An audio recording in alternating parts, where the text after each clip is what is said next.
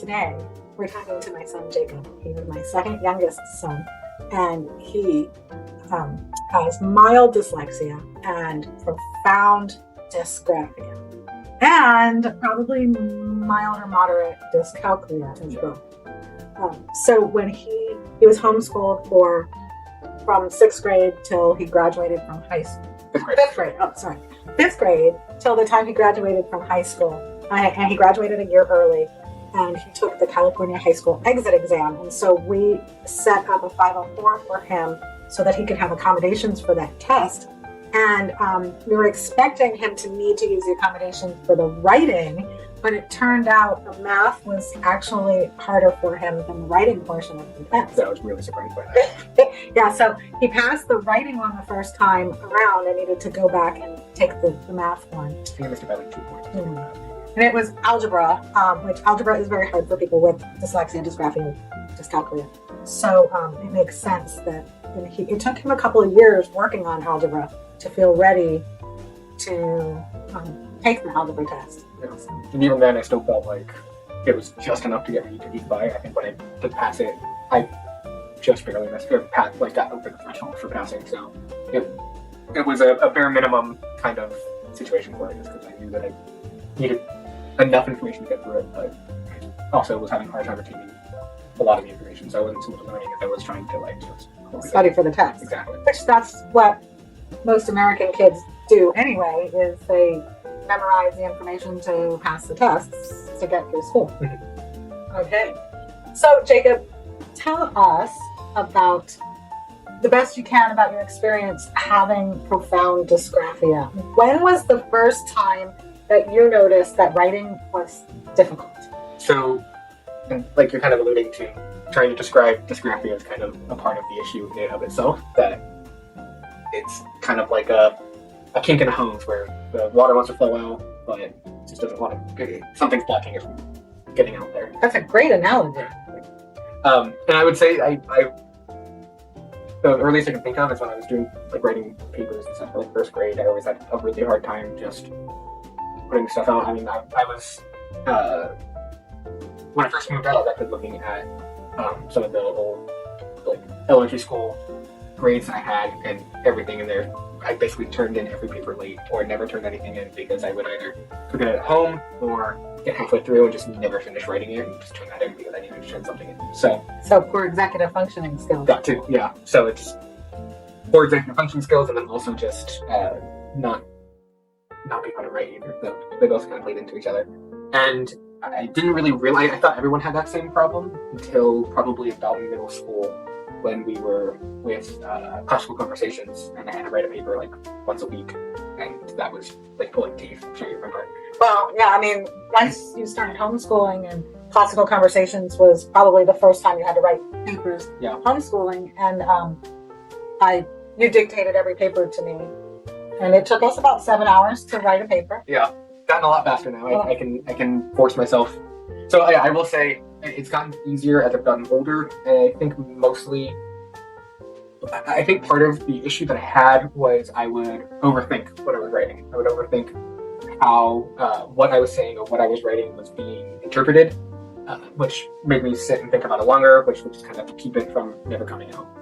So, and Jacob is a perfectionist, yeah, which I think also makes it harder because you don't want to mess up, so you just keep trying, hoping that you'll get it perfect, but you can't get anything perfect in life. Yeah, and the more life I live, the more I realize that sometimes it's better to just have something rather than have something be perfect. Yeah. So you said that you started having the problems in 1st grade. You also started asking to be homeschooled in 1st grade. Is there a correlation between the two, do you think? I think there's definitely some supporting factors with that. So it becomes a vicious cycle. I realize now that I have pretty bad social anxiety. So being in a building where you're surrounded by 20 other kids the entire time that you're there can be very overstimulating. And then on top of that, you have schoolwork that struggling with the kids around me are finishing up and turning them in. I remember specifically, I think it was like a word scramble speed quiz, so kind of like the where you have to do math problems as quickly as possible. The one where you had a word chart, you had to fill in as many words as you could, and I would maybe get 10 words every time, and there would be a kid who would get like 20 or 30. And I would just be kind of sitting there thinking like, well, I'm not great at that, but whatever. But yeah, so I think that on top of social anxiety and the pressure that I would put on myself or that was there of like doing well in school made it challenging to continue to go into school. And so once you stopped going to school in 5th grade, did the experience change for you? Yeah, so with homeschooling, I was able to focus a lot more on the parts of learning that I enjoyed and take the time to assess the parts that I didn't enjoy and figure out how best to approach that problem. So it wasn't perfect, but I was able to spend 7 hours writing one paper rather than trying to, I don't know, write it in class or having to take that as homework. And yeah. And watching other kids get it written in 2 hours or whatever. Exactly. Yeah. So it helped me focus on the parts of learning that I enjoyed and allowed me to take the time that I needed with the parts that were a struggle. And so let's talk more about the things that you enjoy. Where do you see your strengths are, and how, assumably your strengths were things that you enjoyed? Is that correct or not? I would say more or less. So I really enjoyed history and science. Those were the two subjects that I was always excited for, that I would spend time in my own free time just researching and looking into because it was interesting to me. Language arts was always a struggle, and math, most of it was. Geometry was the only part of math that I really felt like I had a good grasp on and still continue to have a good grasp on. But yeah, I think that answers it. Well, in geometry, typically people with one of the 3 Ds will do well in geometry because it is factual, it's part of everyday life, and so it's structured. Dyslexic people, dysgraphic, dyscalculic people do not do as well with the arbitrariness of algebra. So that makes sense. And Jacob, since Jacob really liked science and I really did not like science, I would buy science kits and Jacob would teach himself and his brother, who was only 16 months younger, the science. And then just 6-8 years later, Jacob became a teacher. Yeah. So I was setting Jacob up for something and didn't even know that was happening. Which, and I didn't realize it at the time, and I didn't realize it when I started teaching. And I realize it now when I really enjoy a subject, or when a subject clicks for me, I'm able to. Ironic, so I'm having a harder time with it now. I'm able to verbalize. Yeah. I'm able to verbalize. I'm able to explain without hesitation how whatever it is meant to work. So when I was working with 10 to 18-year-olds and I was explaining how woodworking worked or how to use a specific hand tool, anything like that, I used analogies all the time because I always understood things better when it was compared to something else. And so I would take the time and make sure that everyone was understanding it and just explain it as best as I could. And it clicked for me, and I was able to speak publicly without having to pause for too long to try to find my words. It just all kind of came naturally. Well, and you always spoke very maturely and eloquently.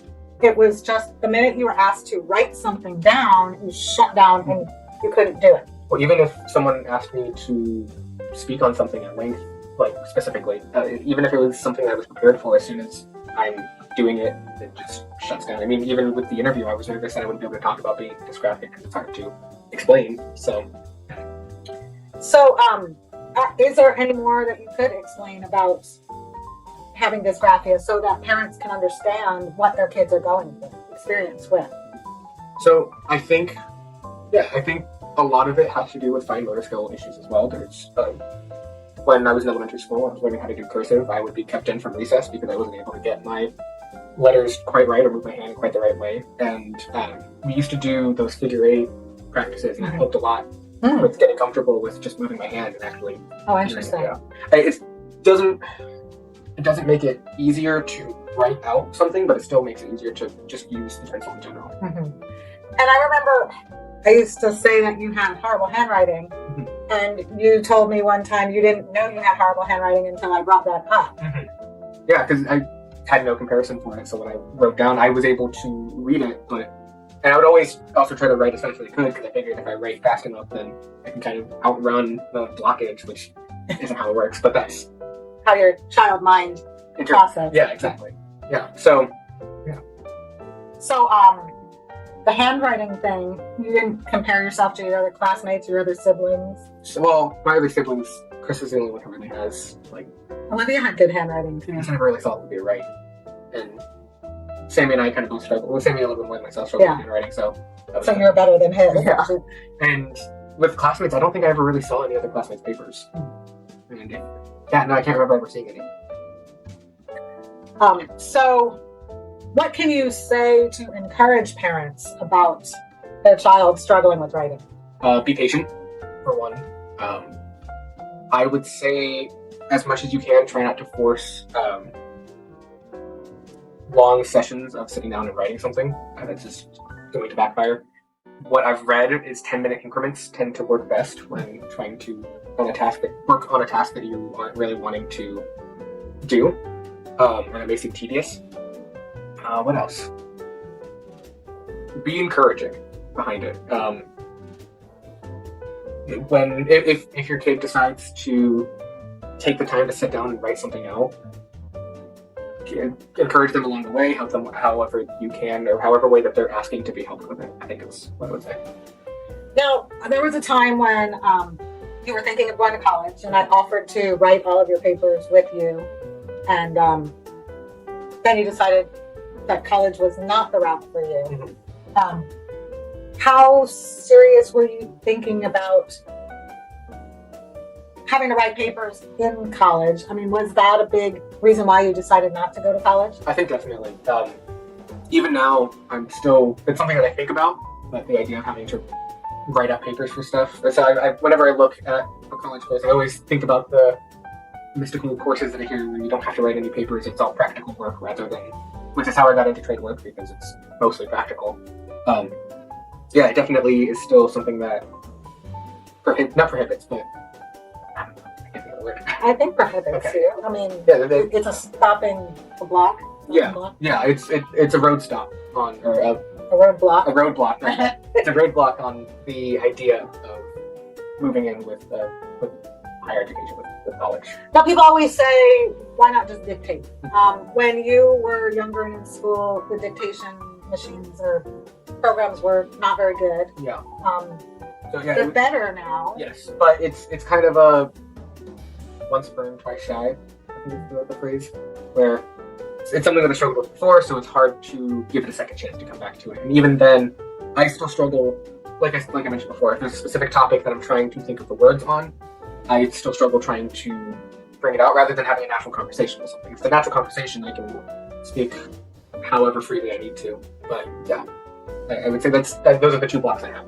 One, the frustrations from before. It's kind of it reminds me of the frustrations of trying to write itself. That kind of same overly warm feeling in my chest and throat from being anxious about it, basically. Yeah. I guess that's about it. Okay. Thank you so much for sharing this information. And if anyone has questions, write them below, and we'll have Jacob answer them for you.